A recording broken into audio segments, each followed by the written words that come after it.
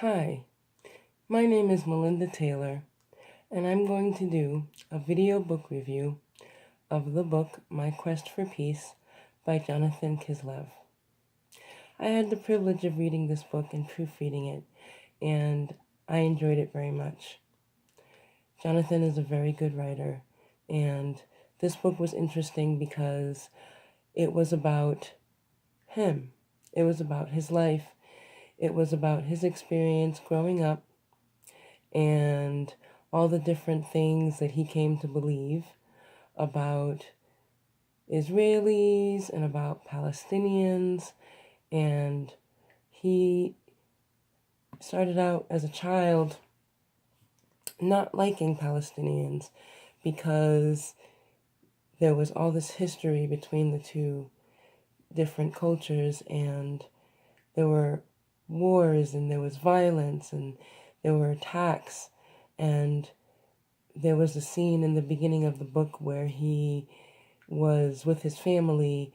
He had several siblings, and he was with his parents, and they were in the bathroom, or no, they were in a bedroom, and Jonathan needed to use the bathroom, and they were taping up all of the, the windows, the doors, anything that could be destroyed or could lead to them. They were trying to seal off the room so they could be safe from a potential bombing by the Palestinians. And Jonathan was 5 at the time, and he really had to use the bathroom. And his mother and father, let him go. And the whole time that he was out there, he realized that if a bomb was to drop at that moment on the home, he would be dead, and that he wasn't with his family safe. And he was so relieved when he was able to go back to his family. So he did not like the Palestinians when he was young because, from his understanding, they were just horrible people that were doing horrible things to his people. And the book goes on talking about his years of his childhood, his teenage years, adolescent years, adult years.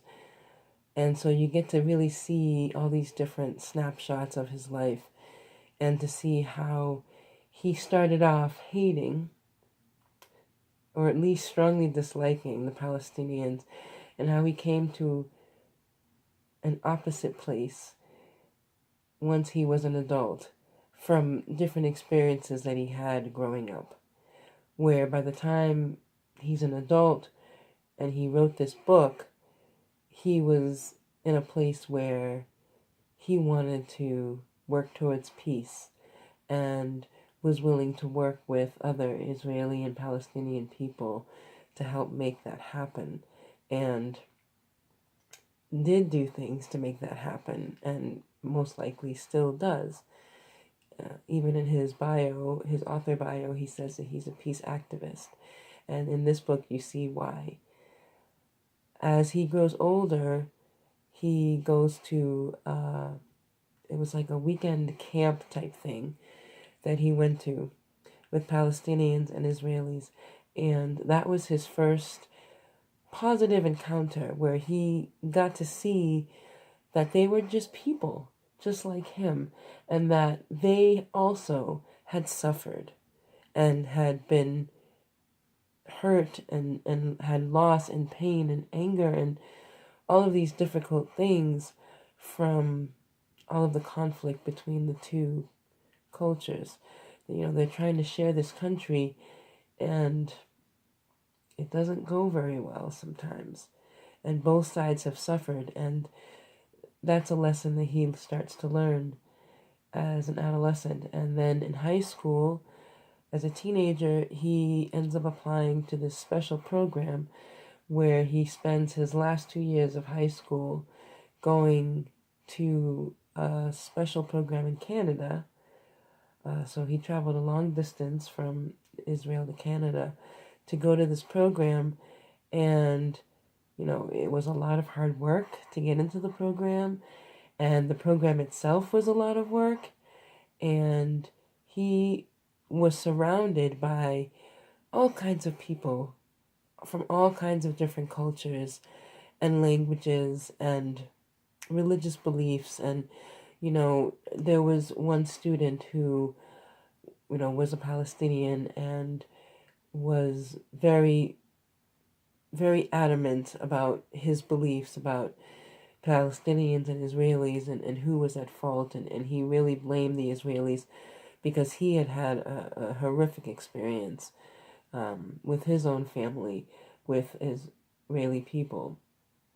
And, you know, Jonathan wanted to befriend this student, and it took a while, and eventually they did become friends. By the time the program ended, they did this project together with a couple of other students, another Israeli and another Palestinian, and the project was to have them work together to try to see the other group side and try to, they were looking for examples of things that they went through that were negative, that were caused by the other side. And they wanted to be able to learn about both sides. They wanted to try to understand the other person's side as well as their own, and the pain that the other person went through as well as their own. And it was difficult when they had to find images, and there were some really gruesome graphic images that they found of horrible things that happened to their own people caused by the other group. But at the end of it, they successfully found a way to do this presentation without turning on each other.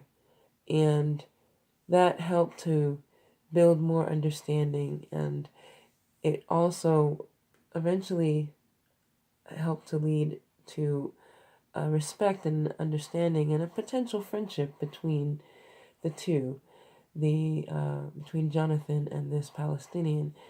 And it goes on with Jonathan being in the army and his experiences with that, and with his eventually becoming a peace activist as an adult, where he has a wonderful, supportive girlfriend, and he makes all these wonderful friends, all these different connections that he makes through his work, through his art. He's able to be successful with his art.